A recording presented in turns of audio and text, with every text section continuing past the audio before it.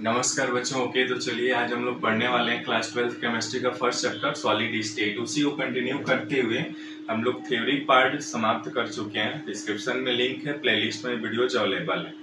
ठीक है, तो आज हम लेक्चर 63 पढ़ेंगे जो आपके एनसीईआरटी बुक का 23 नंबर पेज है। क्वेश्चन नंबर है 1.17। ओके, रिक्वेस्ट कर रहा हूँ प्लीज चैनल को सब्सक्राइब, लाइक और शेयर जरूर कर लीजिए और साथ में नोटबुक और पेन जरूर रखिएगा। ठीक है, चलिए हल करते हैं। कह रहा है कि एक तत्व का मोलर द्रव्यमान, मोलर मास दिया हुआ है 2.7 × 10⁻² kg मोल इनवर्स 1 है। यह 405 पिकोमीटर लंबाई की भुजा वाली घनीय एकक कोष्ठिका बनाता है, यानी उसकी भुजा की लंबाई कितनी है?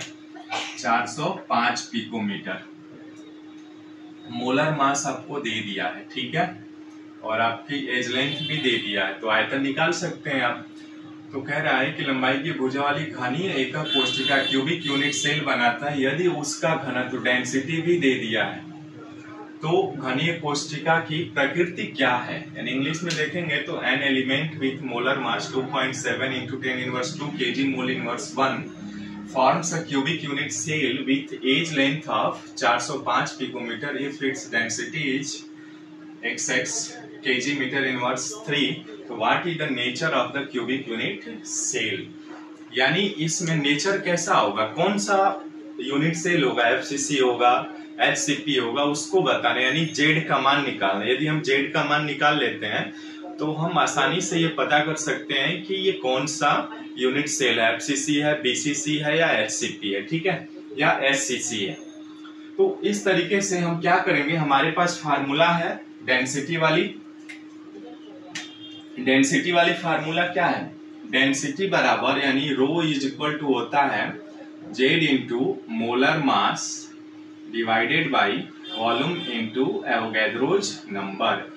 ये फार्मूला होता है, हम जानते भी हैं, ठीक है, यानी rho is equal to Z into molar mass divided by volume into यानी। अब चूंकि हमें जेड का मान निकालना है तो यहाँ से जेड का मान निकाल लेंगे, ठीक है।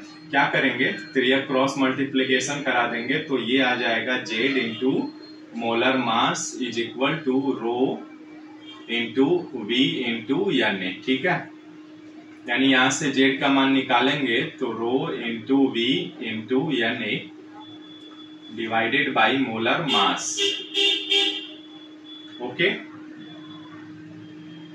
अब यहां से इसको कैलकुलेट कर लीजिए। डेंसिटी का मान दिया हुआ है, डेंसिटी का मान कितना है, ये रहा, है ना, यानी 2.7 × 10⁻³ kg मीटर इनवर्स 3, ये हो गया डेंसिटी। आयतन का मान निकाल लेंगे, भुजा का क्यूब यानी 405 पिकोमीटर है ना, 405 पिकोमीटर का क्यूब गुणे एवोगैड्रो नंबर हम जानते हैं 6.022 × 10⁻23 होता है इतना। मोलर मास भी दिया हुआ है, क्या दिया है, 2.7 × 10⁻² kg मोल इनवर्स 1। ये चीजें हमने मान रख लिया यहाँ पे, ठीक है। अब सिंपल कैलकुलेशन करना है, कैलकुलेशन करिए और बताइए फटाफट कमेंट्स में, ठीक है। कैलकुलेशन जब करेंगे आप तो ये सिंपल आपका कैलकुलेशन कितना आएगा, देखिए हल करते हैं इसको, यानी ये आपका आ जाएगा, सेम रहेगा 2.7 × 10⁻³ kg मीटर इनवर्स 3 गुणे, ये पिकोमीटर है तो इसको मीटर में कन्वर्ट करेंगे, है ना, तो मीटर में कन्वर्ट करेंगे तो कितने से मल्टीप्लाई कराएंगे, 405 × 10⁻⁻12 मीटर हो जाएगा, है ना, क्यूब आ जाएगा आपका 10⁻⁻12 क्यूब आ जाएगा, ठीक है, गुणे 6.022 गुणे 10⁻23 बटे, इसको आईजीटी लिख ले रहे हैं 2.7 × 10⁻² kg मोल इनवर्स 1, ठीक है, इतना हो गया। अब हम क्या करते हैं, 10 वाले घात को एक साथ कर ले रहे हैं, ठीक है, यानी यहाँ पे हम क्या करेंगे, 2.7 आईजीटी लिख ले रहे हैं गुणे 405 और गुणे 6.022 गुणे, ठीक है, क्या करेंगे, ये 10 पर घात 3 है और ये 10 पर घात 23 है, तो 10 पर घात 26 हो जाएंगे, है ना।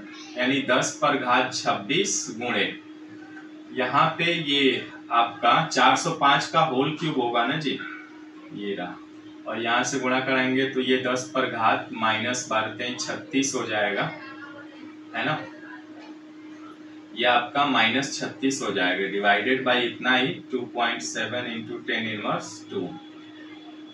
अब आगे मल्टीप्लाई करते हैं, यहीं पे हल करता हूं मैं। z इज इक्वल टू आ जाएगा आपका 2.7 गुणे 405 को हम 3 बार लिख ले रहे हैं, 405 गुणे 405 गुणे 405, ठीक है, गुणे।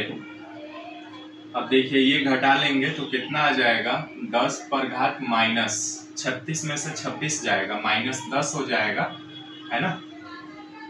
घटाएंगे तो -10 और बटे में आ जाएगा 2.7 इंटू 10⁻²।